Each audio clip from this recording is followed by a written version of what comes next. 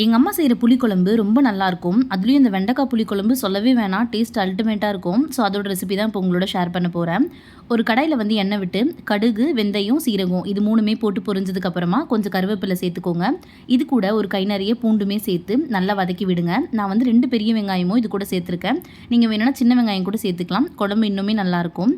இது கூட கட் பண்ணி வச்சுருக்க 1/4 கிலோ அளவு வெண்டைக்காவுமே சேர்த்து நல்லா வதக்கி விடுங்க.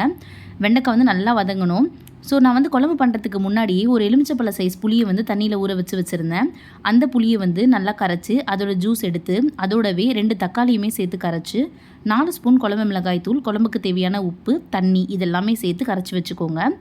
இந்த வெண்டைக்காய் வந்து நம்ம வதக்கணும்ல, அது வந்து பிசுபிசுப்பு தன்மை போகிற அளவுக்கு வதக்கணும். ஸோ நல்லா வதங்கினதுக்கப்புறமா நம்ம கரைச்சி வச்சுருக்க இந்த குழம்போட கலவையுமே அதோட கலந்து நல்லா கொதிக்க விடுங்க. மூடி போட்டு 10லேருந்து 15 நிமிஷம் நல்லா கொதிக்க விடுங்க. இந்த குழம்பு வந்து திக்காக இருக்கணும், அப்போ தான் ரொம்ப நல்லாயிருக்கும் சாப்பிட்றதுக்கு. ஸோ 10லேருந்து 15 நிமிஷம் கொதிக்கும் போது இந்த குழம்பு வந்து நல்லா திக்காயிடும். ஸோ அப்போ வந்து நீங்கள் இறக்கி ஒயிட் ரைஸோடு சேர்த்து சாப்பிட்டிங்கன்னா டேஸ்ட் ரொம்பவே சூப்பராக இருக்கும். சிம்பிளான ரெசிபி தான், ட்ரை பண்ணி பாருங்கள்.